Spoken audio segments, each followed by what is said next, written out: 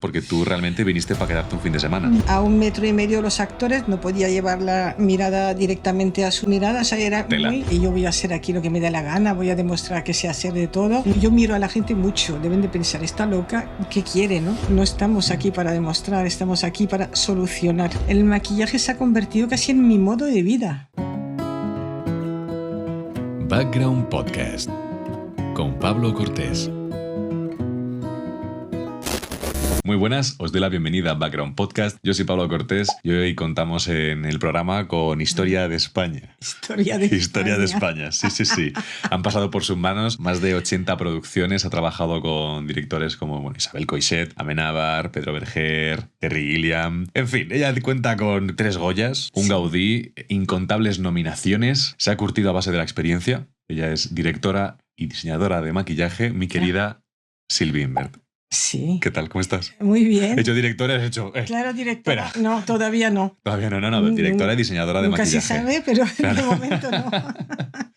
¿Qué tal? ¿Cómo estás? Muy bien, muy bien. Muy bien, me contabas hace un segundo. Lo de historia me suena a dinosaurio, pero bueno. No, joder. Y el premio que más ilusión me hizo de todos es el Ricardo Franco del Festival de Málaga. Ay, sí me contaste. Porque es un premio a la trayectoria de los profesionales del cine, de los técnicos, ¿no? Uh-huh. Me parece muy bonito. Es un premio mucho más centrado Sí. en lo técnico. Sí, sí. Vale, vamos a poner el contexto. Sí. Vale. ¿Eres de Francia? Soy francesa. ¿Eres francesa? Sí. Y cuéntame un poco cómo empezaste aquí en España, porque tú realmente viniste para quedarte un fin de semana. Vine para quedarme un fin de semana. Estaba estudiando idiomas en Francia y entonces con unas amigas, que una estaba trabajando en Kuwait, la otra en Argel, creo, decidimos quedar para mi cumpleaños al pie de la estatua de la Plaza Mayor de Madrid para pasar el fin de semana, y me quedé con lo puesto. Y como yo solo sabía hablar idiomas, no sabía hacer otra cosa realmente. Claro. O sea que me metí a trabajar en una empresa de traducción simultánea que me mandó en los primeros trabajos a trabajar con la Warner cuando rodaban Los Americanos en España, y de allí que estaba todo el día mirando el maquillaje, hablando, traduciendo y viendo a grandes profesionales trabajar. Y cuando se fueron, digamos, Los Americanos a rodar a Marruecos porque ya era más barato allí, pues no quedaba hueco para mí, y le dije al productor que me encantaría seguir en el cine, y me dijo, si quieres ser meritoria, yo te puedo meter a meritoria de maquillaje. Y así empecé, sobre la marcha y aprendiendo con profesionales, que es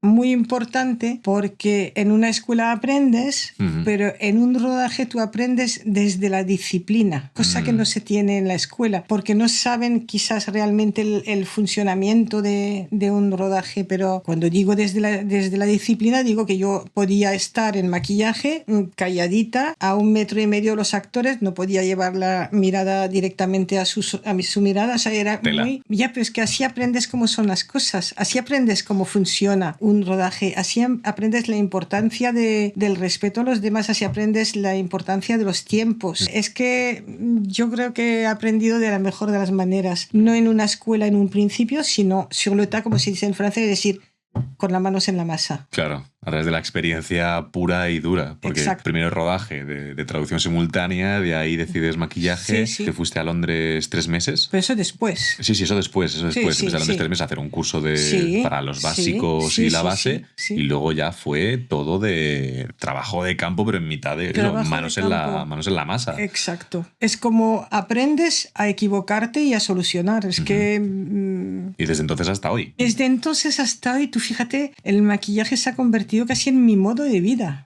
O sea, es que yo no tengo un recuerdo que no sea haciendo unas sesiones de fotos, viajando a un festival de no sé qué, a promocionar no sé cuánto, trabajando en cine, trabajando en publicidad, hasta en salas de fiesta. Toda la vida he estado con un maletín de maquillaje en la mano y una brocha. Brutal.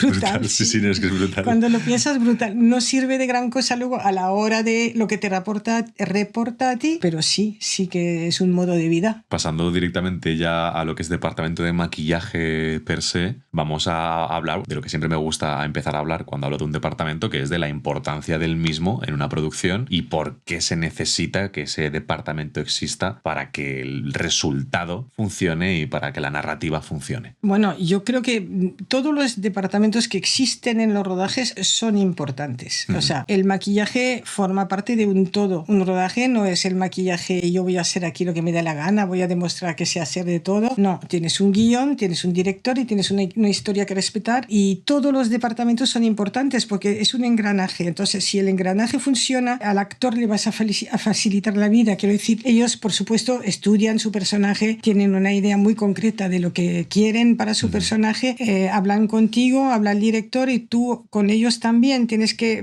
dentro de lo que te cuentan, intentar buscar pues, la cosita que va a ser distinta para que esto sea su personaje, ¿no? Es importante trabajar en coordinación con arte, fotografía y vestuario. De hecho, por eso se llama el equipo artístico en las películas internacionales, y ya se está empezando a introducir aquí la figura del production designer, que es la persona que controla a todos los niveles hasta la imagen. Quiero decir, controla los fondos, los colores que se pueden usar, los que no se pueden usar, controla hasta los colores de, bueno, la carta cromática de la película. Claro, que todo esté en sintonía y que todo, para la configuración narrativa de un personaje, ¿qué es lo que se suele tener en cuenta o qué ejemplos me podrías dar para decir, para este tipo de personaje tiene sentido hacer este tipo de maquillaje o este otro? Depende de las películas. O sea, en las películas actuales muchas veces no hay tanta búsqueda de personaje porque es actual, y en la actual, como entre comillas, todo vale, cosa que no es cierto,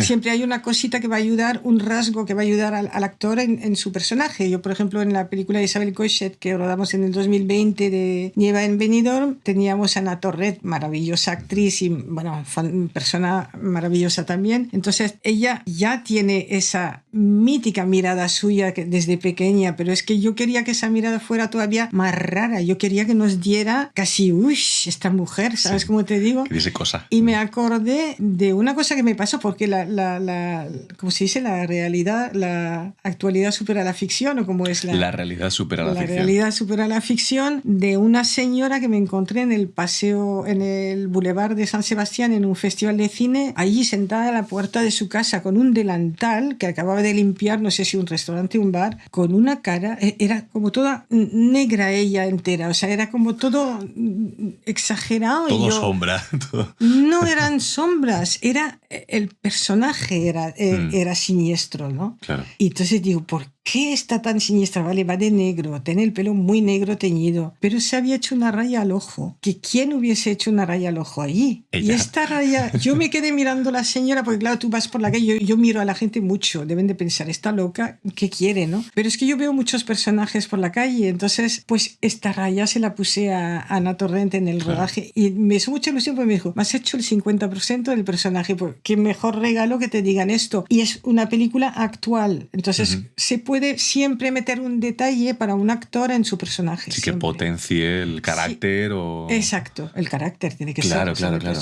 Entonces siempre se puede hacer algo. Otra cosa, que no tengas tiempo, que no quieran los directores o directoras, pero que no tengan tiempo de preparación o no tengan, no sé, que les suponga, digamos, un retraso en el tiempo de preparación. Sino, pero a mí me gusta siempre buscar algo. ¿Sabes qué pasa? Que yo cuando vienen los actores hay mucha gente joven que yo no conozco todos ahora, pero hay mucha gente con la que ha trabajado muchas veces. Entonces me apetece verlos distintos. Bueno, claro, es más ¿Sabes divertido. Cómo te digo? Sí. Porque yo pienso que ellos les ayudará también a hacer algo que, aunque me decían, pero si casi no hablo, digo, da igual, tú miras y con esa mirada no te va a olvidar nadie. O sea que, ¿sabes cómo te digo? O sea que sí.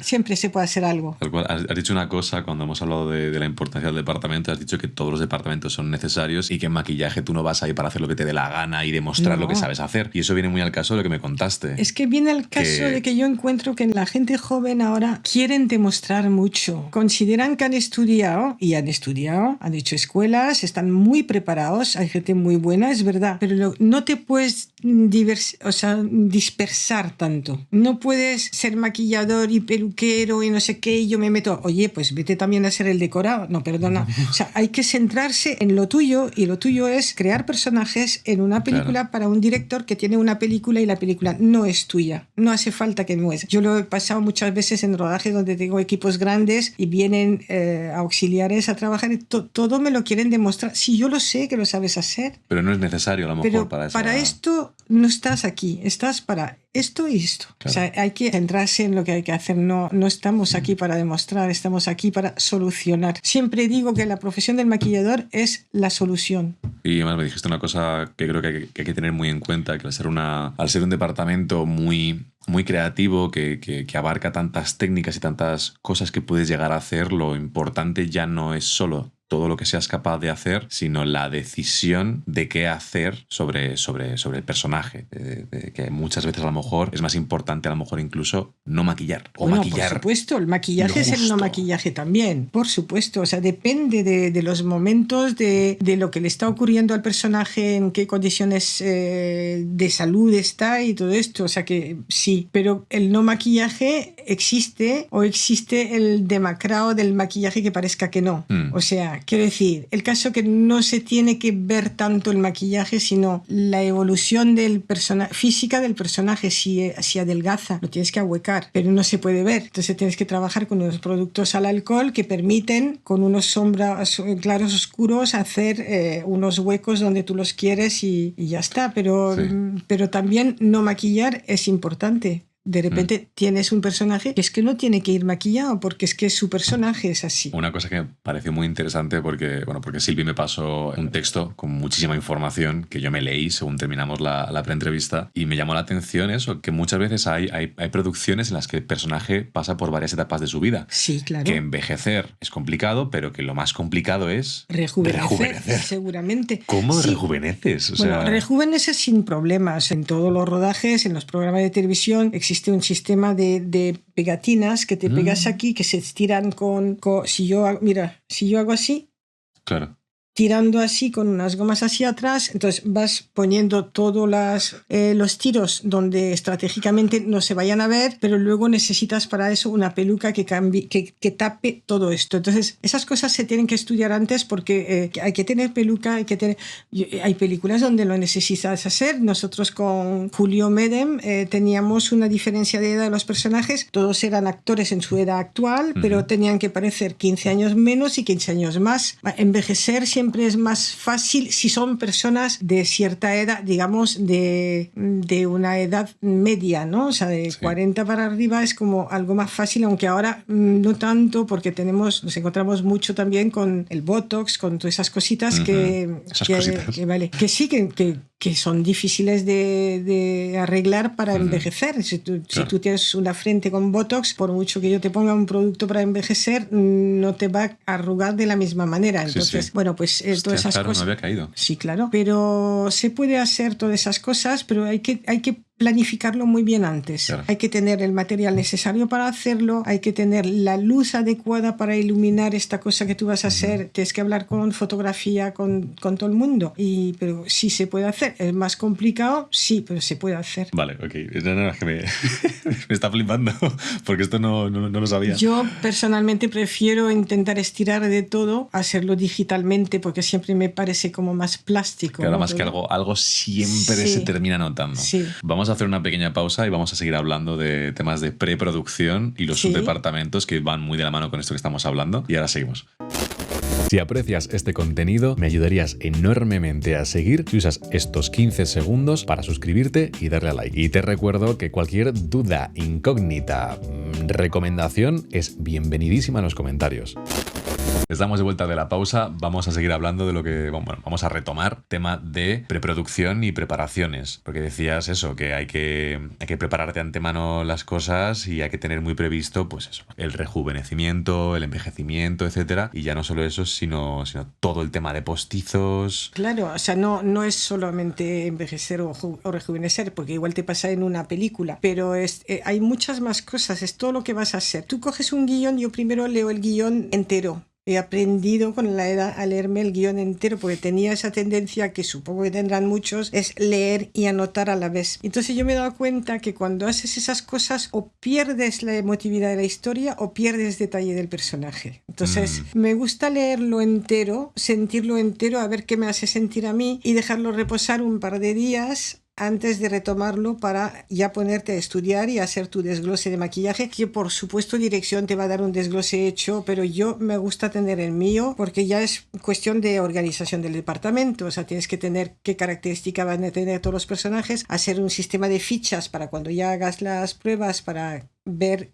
con qué te quedas y qué llevan, pues porque es importantísimo para el récord, es importantísimo porque yo me puedo caer mañana por la escalera y yo me parto las 2 piernas, alguien tendrá que venir por mí. O sea, tiene que estar todo esto muy bien estudiado y no esconder absolutamente nada en tu proceso de trabajo. Tienes que tener las fichas completas con el nombre del producto, nada de yo pongo un maquillaje de fulanito. No, pongo tal base de tal número de mezcladito de tal de mezclado una gota de este con 2 de este, o sea, tiene que ir todo absolutamente al detalle en la ficha. Y luego antes tú pues vas pensando, ten en cuenta que muchas veces tú no tienes a los actores, tú estás en preparación, tú te haces la lectura de guión, estás con tus reuniones, pero no tienes a los actores, pues no están bajo contrato todavía. Entonces tienes que pensar las cosas y de repente para cuando llegue el actor que se pueda ir a tiro hecho, las tienes que practicar antes con tu ayudante, con quien sea, pero tienes que pensar las cosas y practicarlas antes. Suelo presentar bocetos, o sea, depende para qué. No todas las películas, las actuales, no te lo piden tanto. Yo soy muy rara y yo lo hago, pero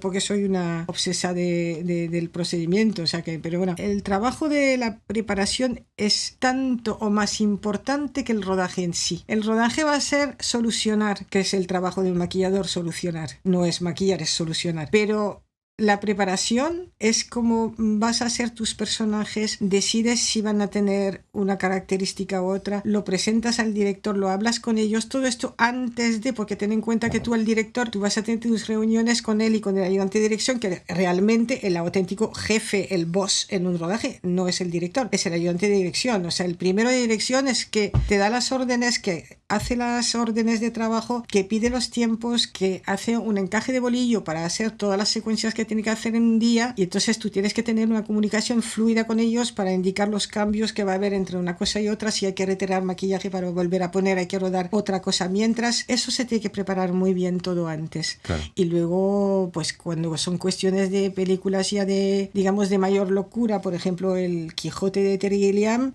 si un señor te habla durante un mes de una fiesta que va a hacer al final de la película, bueno, te habla una vez, te habla 2, te habla 10, ya dices, es algo importante para él, entonces vamos a ver, tú quieres algo, dice, espectacular, vale, espectacular, pero es una fiesta de época, pero es una fiesta de disfraces, es decir, habrá gente de época y habrá gente que no, entonces quiero ver como algo muy, muy exagerado, o sea, no exagerado, pero algo que se vea mucho en pantalla. Entonces, bueno, ya empiezas a procesar esto, y como no tienes actores y tienes tiempo, dibujito al canto. Madre bueno, mía. vamos a hacer esto. Y entonces, la siguiente reunión le propones hacer cosas grandes y aparatosas entre maquillaje y peluquería, ¿no? Para que se vea mucho y destaque en la fiesta. Vale, bueno, pues se decide, entonces ya tenemos algo, se ha decidido que esto sí, pero que todo el mundo no, pero de repente hacer 50, sí, pues ya te vas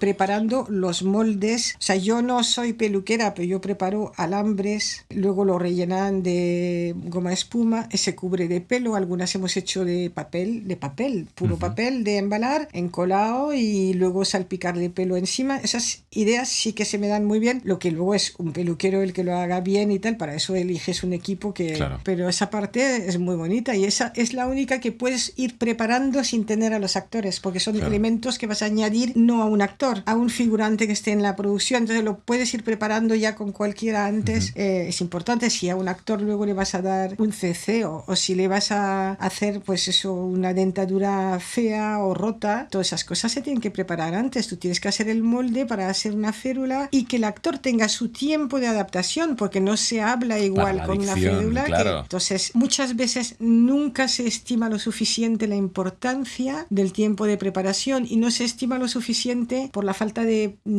medios. Quiero decir, obviamente un tiempo de preparación supone un equipo contratado con más tiempo que cobra más y tal, y a veces no ven esa necesidad de tanto tiempo que tú pides porque dicen, bueno, ¿y si los actores no estarán hasta 3 días antes? Sí, claro, pero esto se tendrá que estar listo para cuando lleguen ellos, claro. ¿sabes? Entonces, bueno, pues, pero a mí esta parte de la preparación me encanta. Menos mal. Me encanta. Es que me encanta, es Claro. donde mejor te lo pasas, donde piensas, donde te dice uno, no, pero es que si esto hiciéramos tal, y entonces piensas y cambias y Sí. haces y te da vida para pensar tan bien y tanto lo que le importa a él, que al final, cuando estás en el rodaje 2 meses y medio después y subes arriba, después de que hayan pasado todos por caracterización y de repente subes y ya están colocando todo el entorno y dices, ¡guau! Y Sí, que ves. entras y te ve el director y te hace así. Dices, Nice. pues ya está. Pues ya está, ya estaría. Ya está, Joder, o ya sea, ves. ya estaría, pero es que esto es un trabajo previo importante. Entrevisté hace nada a Carmen Albacete, directora de arte, y claro, Sí. también me decía eso, que lo más importante es la preparación, la preproducción. Claro, y la todo va preproducción, ahí. sin duda. Sí, todo va Y ahí. nunca, jamás se considera lo suficiente para el caso de maquillaje y Sí. peluquería. Que además, Nunca. ¿qué más va? Se considera más tiempo para vestuario, porque tienen muchos cambios y tal y cual. Se considera más tiempo para arte y para muchos departamentos. Para maquillaje y peluquería, aunque te den más tiempo para época, nunca te dan el tiempo Necesario. que sería suficiente para hacer un trabajo redondo. Claro. Sí, que realmente es dar Porque tiempo para... el rodaje en sí, o sea, quiero decir, la preparación es lo más importante. El rodaje en sí, si tú lo tienes claro, si ya habrá cosas que solucionar, pero tendría que ser una fiesta en el sentido de como unas vacaciones. Tú ya lo tienes claro, lo vas a hacer y a pasarlo bien. Eso debería ser así. Luego siempre surgen cosas, depende con quién ruedas. O sea, Claro. un director siempre tiene la manga muy ancha. A veces cuando te piden una cosa, algo así, digo, a ver,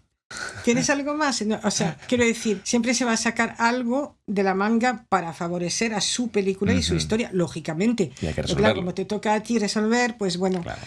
pero se puede hacer. O sea, hay directores que te piden imposibilidades y se hacen. Te piden cosas que físicamente, por ejemplo, ¿Qué ha sido? Eso te iba a decir, Terry Gilliam en el Monasterio de Piedra entró en el camión de maquillaje un día a las 7 de la tarde o así, cuando terminábamos la jornada, y me pide para el día siguiente que el actor marque a su mujer con un hierro, como si marcara al ganado, el escudo de su familia. Entonces ya primero digo, ¿dónde está el escudo? Está en Salamanca, lo tiene Arte, vale, lo mandan, bien. Pero es que para hacer eso nosotros tenemos que preparar Los moldes, un sí. molde y todo esto tiene un tiempo de secado y no se va a poder hacer. Digo, ¿para cuándo? Me sé, para pasado mañana. Digo, imposible. O sea, tiempo para secar el molde, esculpir la cosa, tiempo para preparar la pieza de silicona, tiene que secar también 40 horas, es imposible. Y me dice, búscate la vida. Claro. Entonces, estás allí y estás que no sabes qué pensar y entre todos pensamos y, bueno, pues una deshidratadora. Nos fuimos a recorrer todos los Lidl de la región para conseguir esas cosas, para ir secando más rápido el producto. Hostia.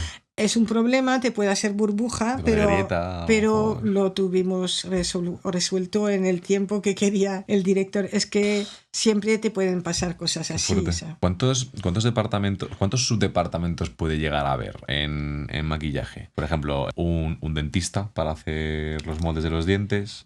Antiguamente sí, ahora no, ahora lo hace el equipo de efectos especiales. Efectos especiales hacen los moldes con un aparato que pasan en 3D por fuera, ya no es lo El aparatoso molde del molde y eso. Y no, eso si vas a tener cosas de estas, aunque luego las pongas tú en rodaje, aunque luego apliques tú un transfer, tienes que tener un equipo especialista en esto que te lo prepare y esto se llama efectos especiales. Lo que hago yo no son efectos especiales, señores, es que yo cojo una pieza que un señor me ha hecho y que yo se la he comprado Y la aplicas. y yo la aplico. Claro. Entonces, ¿haces efectos? No hago efectos. Bueno, pero ¿te ha tocado alguna vez hacer el trabajo de oftalmólogo, de poner lentillas Bueno, de pero estas? eso no, sí, bueno, eso ¿Cómo se llaman esas lentillas? ay, se me ha ido el nombre ahora. El globo ocular entero está Sí, que te cubren el ojo entero, Sí, entero. Sí. Pero a ver, esto no se debería ni contar porque no se debe hacer. O sea, Claro, pero es que es realmente muy lo tiene que fuerte. hacer un oftalmólogo, pero cuando tú estás en la mitad de la nieve rodando una película y el actor se ha quedado ciego en un iglú y estás allí y no puedes hacer otra cosa que hacerlo tú, porque son lentillas hechas a medida, pintadas, esclerales se llaman, o sea, para que cubre absolutamente, eso no es lo mismo que poner pum, una lentilla y ya está. Meter esto por dentro y para abajo, o sea, yo lo paso mal, estás en un sitio, bueno, pues si te desinfectan las manos, pues yo me río del gel de la pandemia, o sea, yo me acuerdo en la pandemia de los primeros días, de repente vas a comprar gel y no hay en las farmacias, digo, pero qué tontería es esto, digo, pues se lo hagan ellos, entonces me puse en mi casa con la cámara a grabar y a enseñar cómo se hace un gel desinfectante. Anda, coño. Porque es que nosotros en maquillaje de toda la puñetera vida nos hemos hecho un gel con alcohol, con agua oxigenada, con árbol de té y lavanda y todo mezclado y con gel de aloe vera para que no te reseque todo, claro. pero ten en cuenta que muchas veces estamos rodando en la mitad del puñetero campo, no hay agua, no te puedes lavar las manos, tú tienes que, o sea, yo me acuerdo un día me encontré con Pepón Nieto en el Festival de Málaga y me dice, mira la tía esta, ya. El primer día ya estaba haciendo gel, pues yo me lo he hecho. Digo, pues muy bien. De una. Luego, una cosa que me pareció súper curiosa, que no había caído, Mundo Tatuajes, una producción. O sea, ¿qué es eso de los derechos de los tatuajes en las producciones? Bueno, pues es que los tatuajes tienen derechos. Si tú tienes que poner tatuajes y tienes que hacer un diseño, no copies literalmente un diseño que ya existe, porque este diseño lo ha hecho una persona que no eres tú y tú no tienes los derechos de esta creación. Entonces ha pasado, por eso se tiene mucho cuidado ahora y sobre todo desde que están las plataformas, porque los americanos saben muy bien que estas cosas cuestan mucha pasta. Aquí la gente no es así, no te va a demandar por un no sé qué, pero es que en Estados Unidos sí. Y son millones. Entonces era el caso de una réplica de un tatuaje de Mike Tyson, creo, en una Resacón serie. En Las Vegas. Eso es. En Las Vegas. Y entonces, claro, el tatuador se puso en contacto con los estudios y dijo, a ver, esto es un diseño mío, esto cuesta tanto, no sé si era una cosa de $20 millones o algo así. La demanda, porque tú no tenías los permisos para hacerlo. Joder, ¿vale? chavales. Entonces, a partir de ahí han empezado a estudiar todo. Lógicamente han llegado a un acuerdo seguramente muy costoso que no ha trascendido, pero ten en cuenta que si tienen que hacer el retoque digital y suprimir este tatuaje de la cara de un actor Plano por plano. en una cosa en movimiento, es decir, plano por plano, cuesta un dineral bestial. Entonces, sí, que les compensa pagar. Sí, pasa en casos de publicidad, con los tatuajes de los futbolistas, pasa en todos los casos. O sea, hay que tener el derecho. Entonces, yo no juego a... Claro que puedo hacer un tatuaje yo, claro que lo puedo dibujar yo y pasarlo a un papel de transfer. No juego yo a esas cosas. Yo no necesito demostrar que sé hacer las cosas. Yo lo que quiero es que estén bien hechas y como se tienen que hacer. Entonces, yo esto se lo encargo a la persona que sí se dedica a hacer esto, que sí se dedica a diseñar algo parecido, pero siempre le digo a la gente que va a hacer hasta un corto, por favor tengan cuidado y hagan las 7 diferencias, con simplemente hacer las 7 diferencias. ¿Qué son las 7 diferencias? ¿No has jugado de pequeño a 2 dibujos y te parecen iguales, sí, pero no lo son? Sí. Pues busca las 7 diferencias y aplícalas a tu tatuaje y así no tendrás problema. O ten el permiso de derechos del creador. Joder, nos quedamos sin tiempo para seguir hablando de más ejemplos. Tú sabes que yo me paso más tiempo tapando tatuajes que maquillando. Es que esto los actores no lo tienen en cuenta. Yo lo entiendo. Yo también estoy tatuada, ¿eh? O sea, pero yo no estoy delante de una cámara. Claro. Entonces, el problema es que si tú tienes películas de época, hay que borrar todo esto. Hasta en las actuales, yo he hecho una peli americana el año pasado. Los actores tenían tatuajes importantes así y me he visto todos los días tirándome media hora para tatuar un brazo en plejo por los miedos a los derechos. Hostia. Entonces, por favor, señores actores, no os tatuéis enteros, que perdemos mucho tiempo en tapar esos tatuajes. Y si ya tenéis idea de hacer alguno más, pues pensároslo 2 veces. Sí, o que no se vea. Siempre se va a ver en algún momento. O sea, porque de repente vas a llevar un pantalón corto y el que tienes en el tobillo derecho se va a ver. O porque de repente tienes un desnudo y tienes un tatuaje en el culo y se va a ver. Es que Qué fuerte. no se puede ver por cuestión de derechos, más que por imagen en sí, porque tú me dirás qué importancia tiene en la actualidad que un actor tenga un tatuaje o no, si la sociedad entera va tatuada por la vida. Pero claro, hay derechos. Bueno, tenemos que terminar ya con lo que es la parte grande de la entrevista. Sí, ya. Aunque realmente hemos tocado todos los puntos. Bueno. Lo que pasa es que se van saliendo más cosas y dices, joder, Sí. ¿qué de cosas se pueden hablar aquí? Pero bueno, quién sabe si para un futuro se puede seguir hablando de esto. Sí. Claro. Ahora vamos a pasar a la parte de preguntas rápidas. ¿Esto qué es? Estas son preguntas que tienes que contestar con una palabra o una frase cortita. Madre mía. ¿Vale? A ver. Vamos a intentarlo. Sí.